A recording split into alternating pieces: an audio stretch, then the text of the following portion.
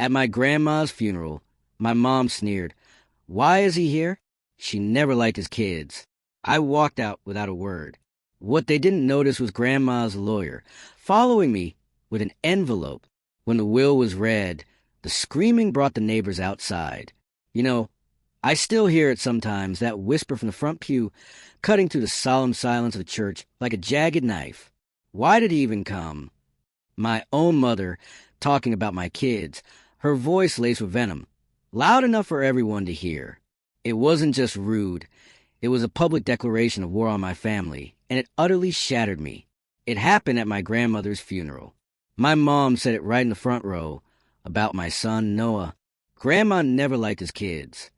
She wasn't talking to me. She was talking about me, loud enough that I actually saw 3 heads turn. Noah, who was sitting to my left in a little black suit, still with a price tag string tucked into the sleeve, had been trying so hard to be serious all morning. When my mom said that, his shoulders went up like he'd been slapped with cold air. My daughter, Ellie, was on my right, holding the folded funeral program with both hands, clutching it like it could physically protect her. She stared at the casket, completely unblinking. That was her thing, you know? When she was trying not to cry, she'd freeze her face, pretend she was made of stone. I felt my jaw lock, so hard my teeth ached. My dad, calm as ever, sat beside my mom, wearing the same navy suit he wore to every wedding and every funeral. He heard her, of course he did, and he smiled. Not at me, not the pastor, just a slow, knowing smile, like my mom had just made a clever little joke, and he wanted her to know he approved. I didn't argue.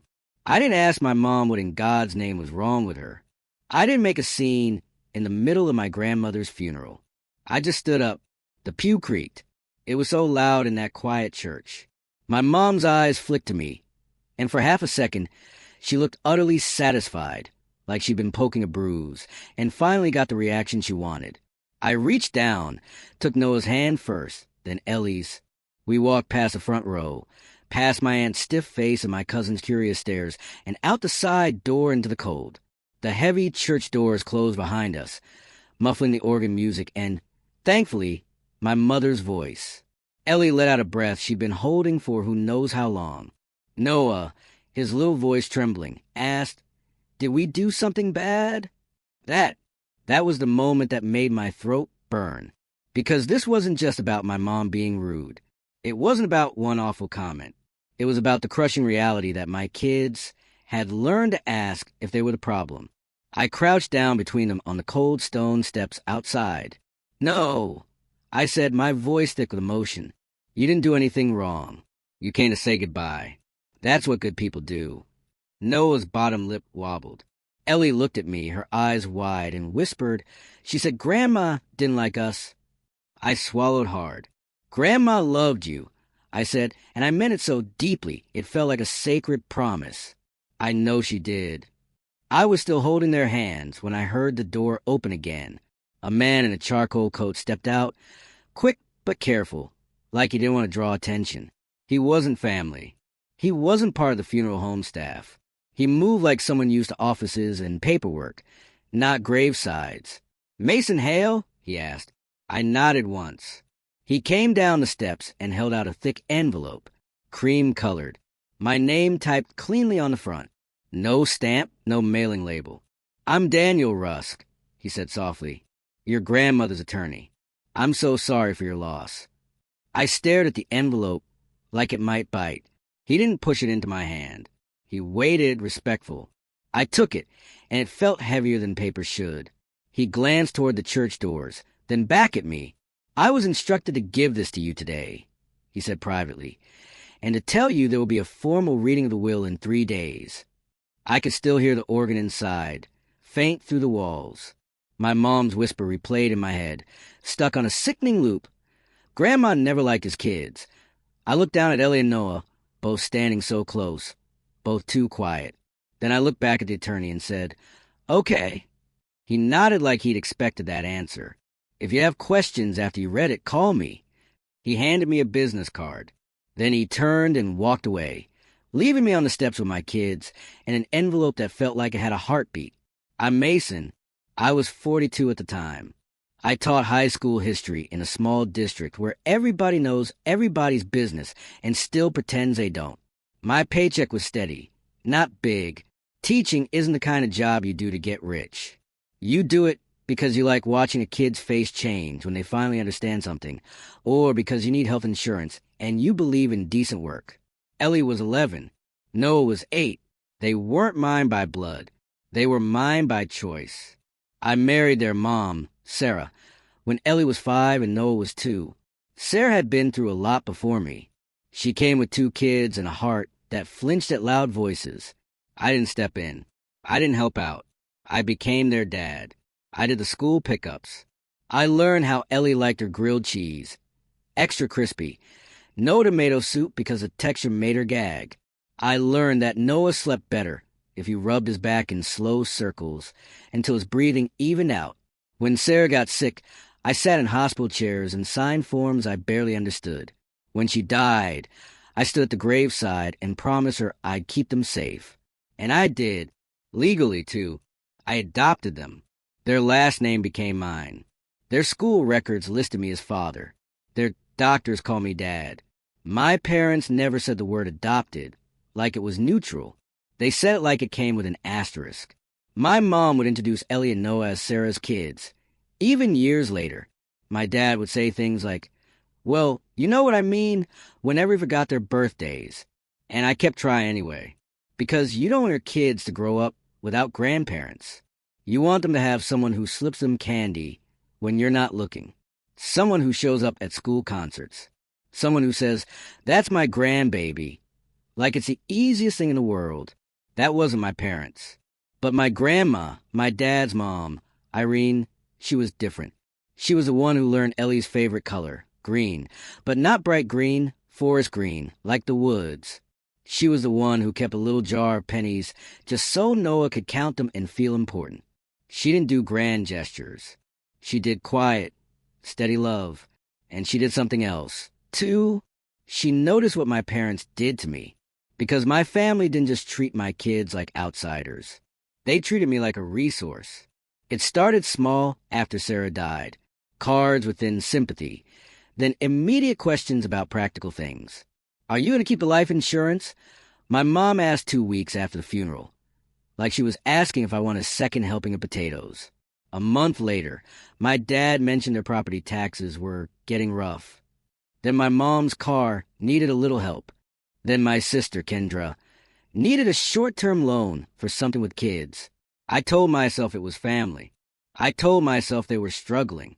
I told myself it was temporary. It never was. For almost 5 years, I was their quiet emergency fund. I paid $540 a month toward my parents' mortgage because my dad retired early and didn't plan well.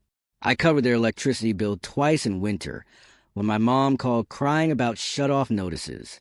I sent my sister $300 a month for after-school care, even though I later found out it was going toward a gym membership and a leased SUV.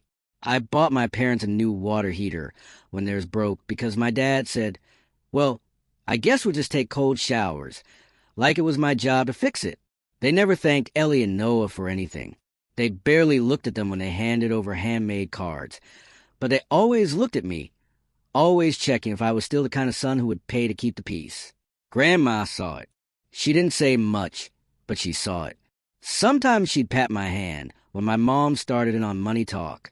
Sometimes she'd change the subject. Sometimes she'd look at my dad with a sharp little stare that made him clear his throat and go quiet. I thought that was all she could do. I didn't know she'd been doing more. After the funeral, I drove my kids home. I didn't open the envelope in the car. I couldn't. My hands were too tight on the steering wheel, and Ellie kept wiping her cheeks with her sleeve like she was mad at herself for crying.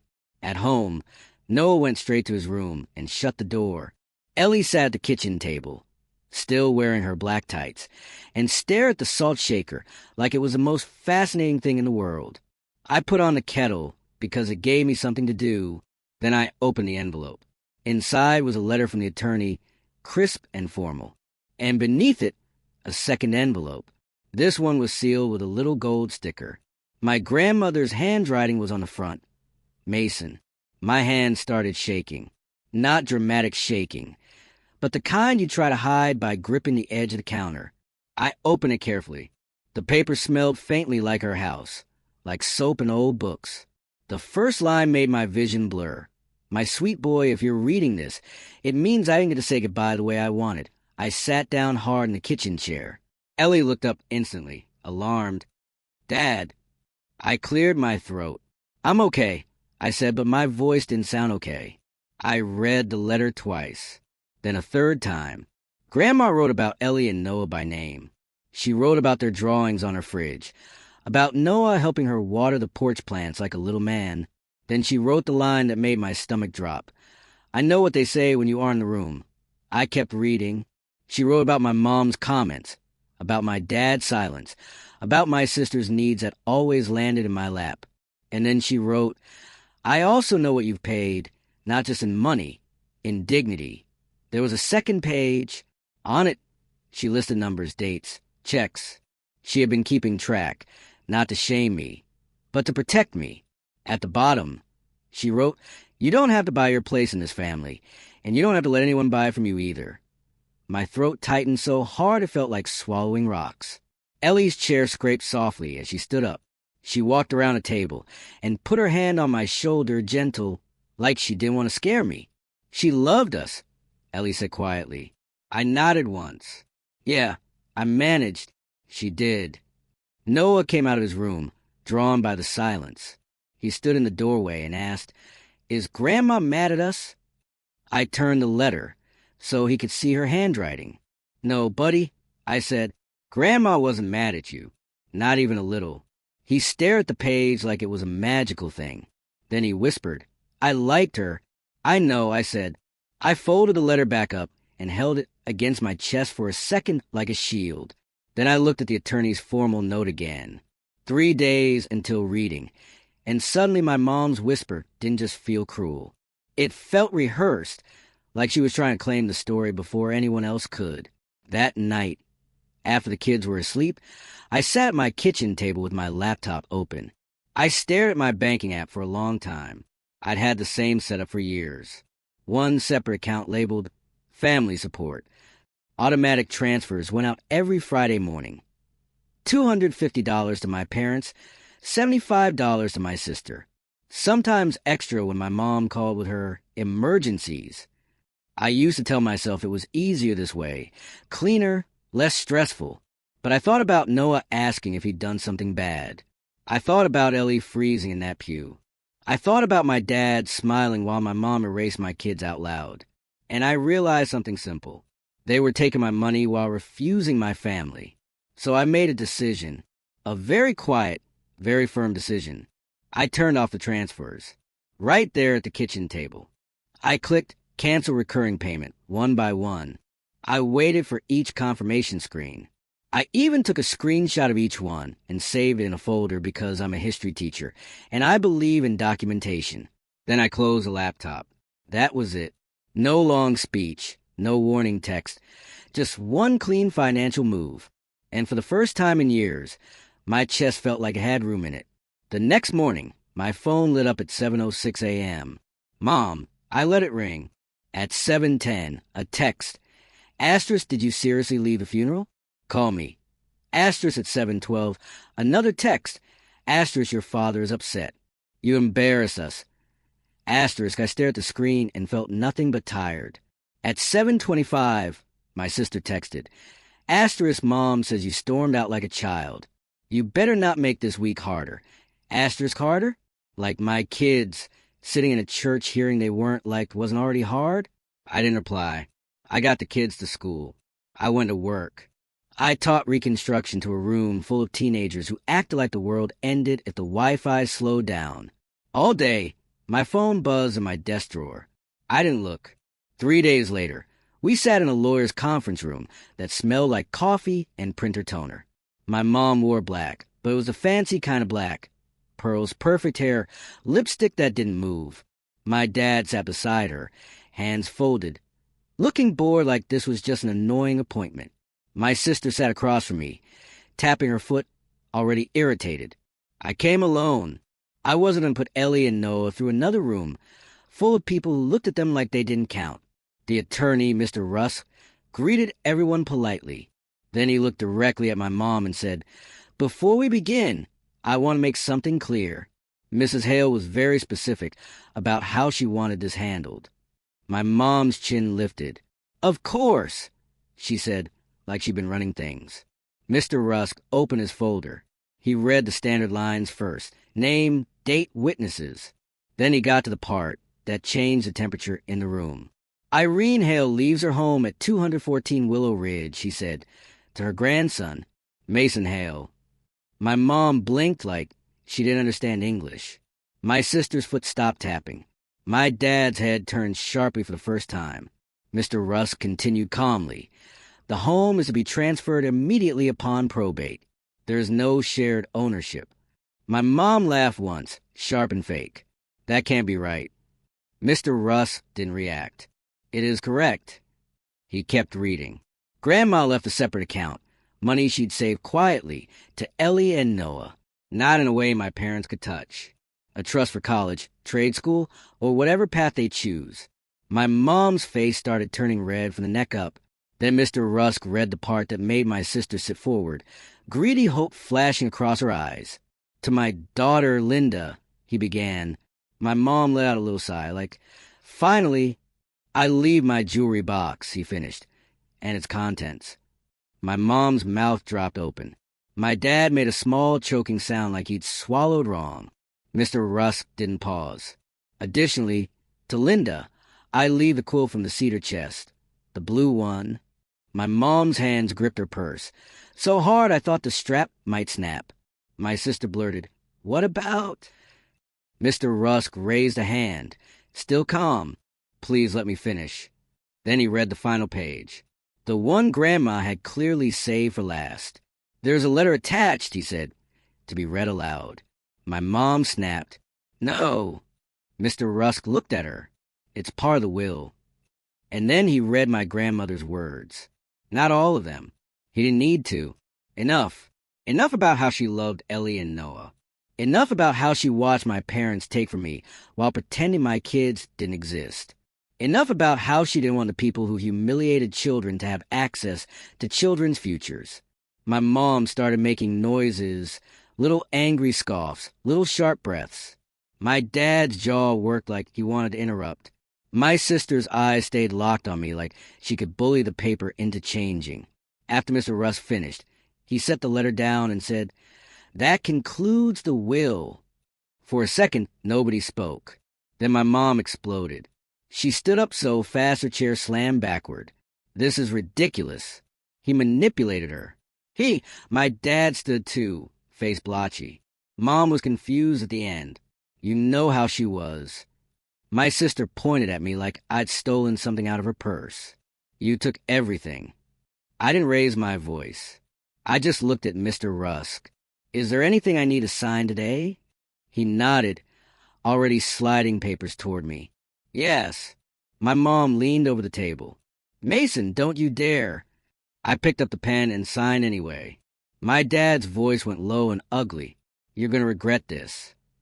That's when Mr. Rusk said, "There is one more thing." They all froze. He opened another file. Irene Hale also left documentation of loans. My mom's face tightened. "Loans?" Mr. Rusk didn't smile, but his tone got a little sharper. "Yes." She kept records. She had promissory notes signed. My sister's eyes went wide. "Signed?" I felt my stomach flip because I hadn't known this part either. Mr. Rusk looked at my mom and dad.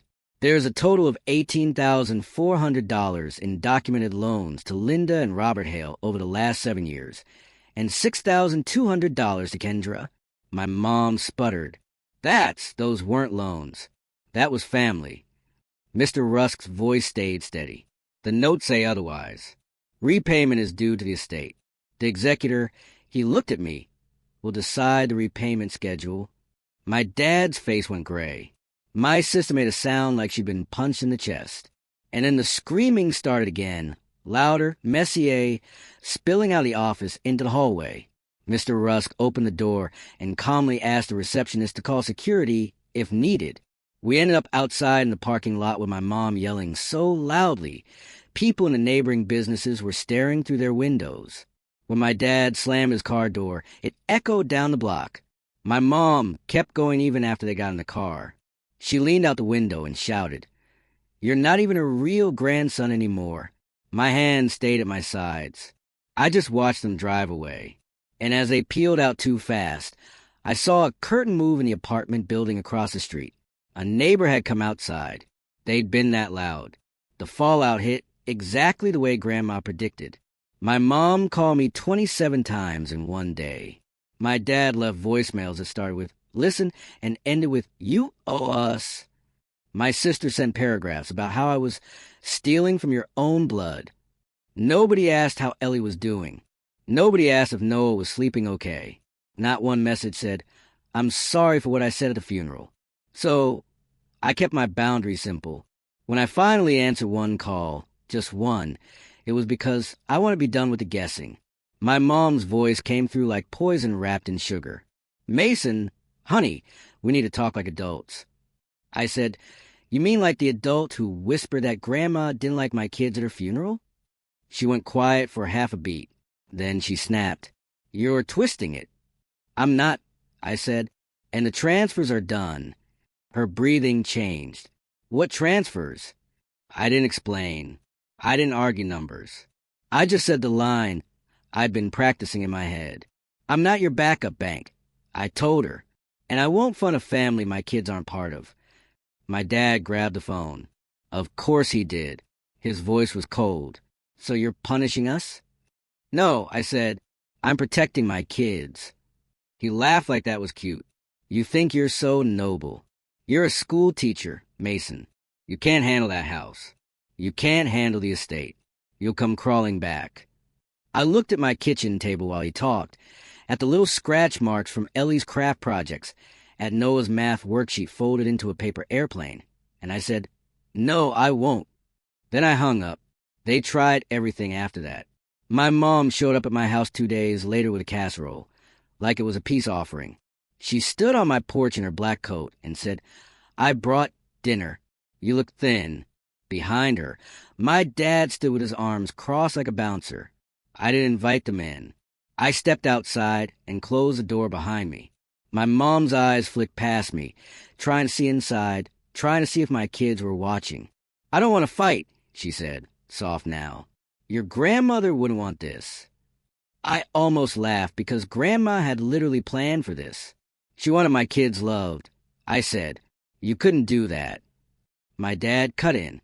"Are you really going to keep what you got after everything we did for you?" I stared at him. "You mean the bills I paid? The mortgage help? The car repairs? Or do you mean the part where you smiled while Mom said my kids weren't liked?" My mom's face hardened. "You're being dramatic." I held my voice steady. "I'm being done." My dad stepped forward like he wanted to push past me, open the door. I didn't move. "Leave," I said. My mom hissed, "Fine. Enjoy your stolen house." They left the casserole on my porch anyway, like it was a weapon. I threw it out without opening it. Not because I'm petty, but because I wasn't eating their peace offer while my kids were still swallowing their shame. A week later, I took Ellie and Noah to Grandma's house. It felt strange to unlock her front door with a key that was now mine. The house smelled like her right away. Clean laundry and peppermint tea. Ellie walked straight to the fridge. Her drawings were still there. Not just one, a whole line of them, held up by mismatched magnets. A green forest. A badly drawn cat. A little stick figure family where the tallest one was labeled Dad in Noah's messy handwriting. Ellie covered her mouth with her hand, eyes filling. "She kept them," she whispered. Noah touched the paper like it might disappear. "She said it was art," he said, his voice small. "She said I was good." I nodded, throat tight again. She was right. In the living room, on the side table, there was a tin of butter cookies. The kind that's never actually cookies by the time you open it. Ellie opened it.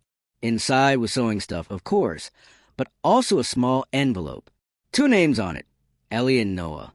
Ellie looked at me like she needed permission. I nodded. She opened it carefully, and inside were two little letters, one for each of them. Grandma's handwriting, steady and neat.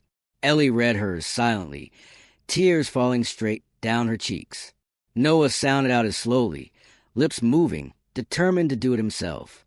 Then he looked up at me and said, "She said, I'm her sunshine." I blinked hard and pulled them both into my arms right there in Grandma's living room. I didn't say much. I didn't need to. The house was quiet, and for once, quiet felt safe. That first holiday, after everything, I didn't go to my parents' house. I didn't even consider it. I put up a tree in Grandma's living room instead, in the same corner she always used. I found her old box of ornaments, the ones wrapped in tissue paper and labeled in faded marker. Ellie hung the glass angel carefully. Noah insisted on putting the star on top, even though he had to stand on a chair and stretch like his life depended on it. We made hot chocolate. We burned the first batch of cookies and ate them anyway. At one point, Ellie looked around the room and said, "It feels like she's still here." I smiled small. "Yeah," I said, "it does." My phone stayed quiet that day, mostly because I blocked numbers and stopped checking the family group chat. But later that night, I sat on the porch steps with a blanket around my shoulders, listening to Ellie and Noah laugh inside. I thought about the funeral, about my mom's whisper, about my dad's smile, and about Grandma's lawyer following me to the car with an envelope, while everyone inside thought they'd just put me back in my place. They didn't see what mattered. They didn't see Grandma's handwriting. They didn't see her meticulous records. They didn't see the fact that love can be quiet, but it can also be planned. It can be protected. Inside, Ellie and Noah were arguing over which movie to watch next, like normal kids in a house where their names were written on letters and taped to a fridge. I stayed out there a little longer, breathing in the cold air, letting it settle in my chest like a clean line drawn in fresh snow. I wasn't their wallet anymore. I was my kid's dad. And finally, that was enough.